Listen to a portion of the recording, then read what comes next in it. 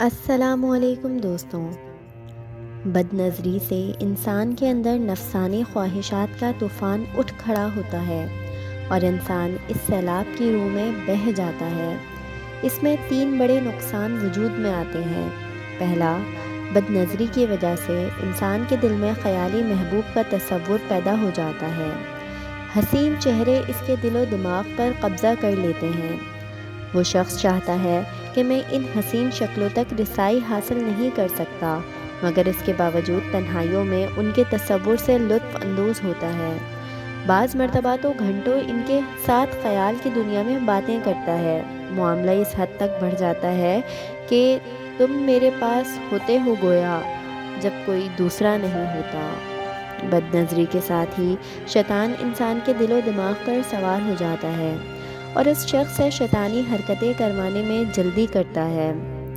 جس طرح ویران اور خالی جگہ پر تند و تیز آندھی اپنے اثرات چھوڑ جاتی ہے، اسی طرح شیطان بھی اس شخص کے دل پر اپنے اثرات چھوڑتا ہے تاکہ اس دیکھی ہوئی صورت کو خوب آراستہ مزین کر کے اس کے سامنے پیش کرے اور اس کے سامنے ایک خوبصورت بت بنا دے۔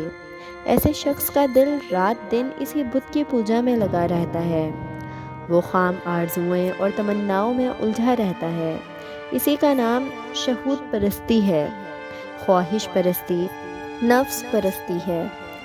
ارشاد باری تعالیٰ ہے، اور اس کا کہنا نہ مان جس کا دل ہم نے اپنی یاد سے غافل کر دیا، اور وہ اپنی خواہش کی پیروی کرتا ہے اور اس کا کام حد سے بڑھ گیا ہے۔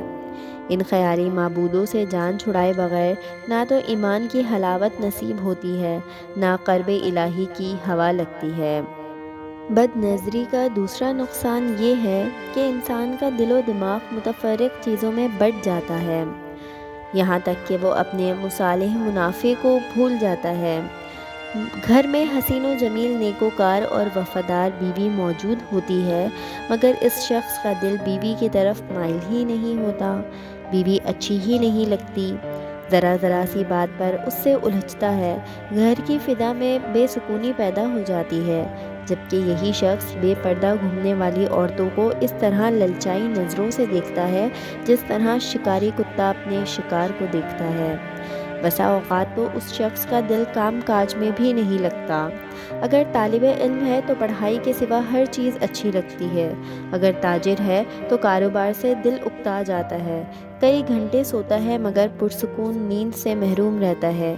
دیکھنے والے سمجھتے ہیں کہ سویا ہوا ہے، جبکہ وہ خیالی محبوب کے تصور میں کھویا ہوا ہوتا ہے۔ بد نظری کا تیسرا بڑا نقصان یہ ہے کہ دل حق و باطل اور سنت و بدعت میں تمیز کرنے سے عاری ہو جاتا ہے۔ قوت بصیرت چھن جاتی ہے، دین کے علوم و معارف سے محرومی ہونے لگتی ہے۔ گناہ کا کام اس کو گناہ نظر نہیں آتا۔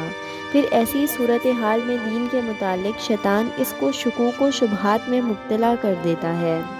اسے دینی نیک لوگوں سے بدگمانیاں پیدا ہوتی ہیں، حتیٰ کہ اسے دینی شکل و صورت والے لوگوں سے ہی نفرت ہو جاتی ہے۔ وہ باطل پر ہوتے ہوئے بھی اپنے آپ کو حق پر سمجھتا ہے اور بالآخر ایمان سے محروم ہو کر دنیا سے جہنم رسیدہ ہو جاتا ہے۔ اللہ ہم سب کی حفاظت فرمائے، آمین۔ اسی کے ساتھ ہماری آج کی ویڈیو کا اختتام ہوتا ہے۔ ملتے ہیں آپ سے پھر کسی نیکسٹ ویڈیو میں کسی نئے ٹاپک کے ساتھ۔ اللہ حافظ۔